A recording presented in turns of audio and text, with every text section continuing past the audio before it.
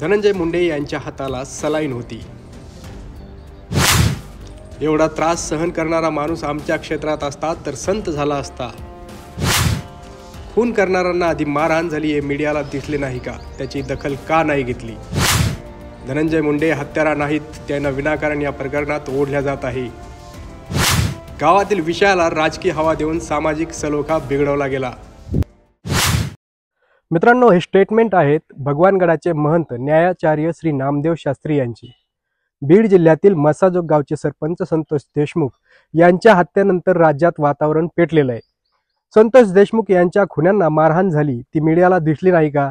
किंवा त्या मारहाणीची मीडियाने दखल का घेतली नाही? अशा पद्धतीने एक प्रकारे अमानुष कृत्य करणाऱ्या गुंडांचीच पाठराखण न्यायाचार्य करत तर नाहीत ना, असा प्रश्न निर्माण झाला आहे।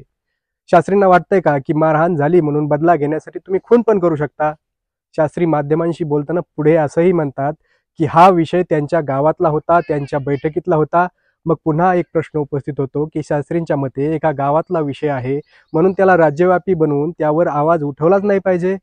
वाल्मिक कराड हा एक खंडणीखोर माणूस, त्याचे साथीदार एका निष्पाप माणसाचा बळी घेतात। संतोष देशमुख यांच्या एकट्याचाच खून त्यांनी केलाय का? हे कशावरून? बीड जिल्ह्यात होणाऱ्या वेगवेगळ्या प्रकरणात त्यांची नावं याआधीच समोर आलेली आहेत। त्यातला एकही गुन्हेगार हा काही पहिल्यांदा गुन्हा करत नव्हता। त्यांच्या नावावर अनेक गुन्हे आधीच दाखल झालेले आहेत आणि जो या प्रकरणात मोहरक्या म्हणून समोर आलाय ना, तो वाल्मिक कराड आणि धनंजय मुंडे यांचे संबंध अख्ख्या महाराष्ट्राला माहिती आहेत। साहजिकच यातून धनंजय मुंडे यांच्यापर्यंत संशयाची सुई जाणारच। तुम्ही न्यायाचार्य आहात म्हणून कुठलेही पुरावे न पाहता केवळ एकच बाजू घेऊन तुम्ही न्याय पण देणार का?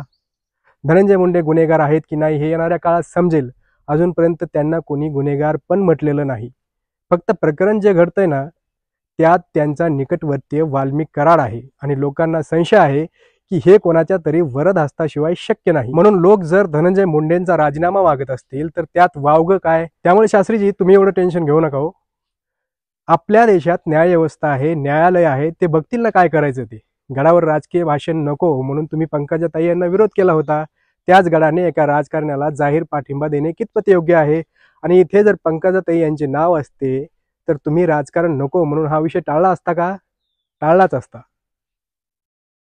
मित्रांनो, नामदेव शास्त्रींच्या भूमिकेने हे प्रश्न अख्ख्या महाराष्ट्रातील प्रत्येक व्यक्तीला पडले असावेत आणि जर तुम्हालाही असेच प्रश्न पडले असतील तर व्हिडिओला लाईक करा, शेअर करा, कमेंट करा आणि आमच्या गावगाडा.com चॅनलला सबस्क्राईब करायला विसरू नका।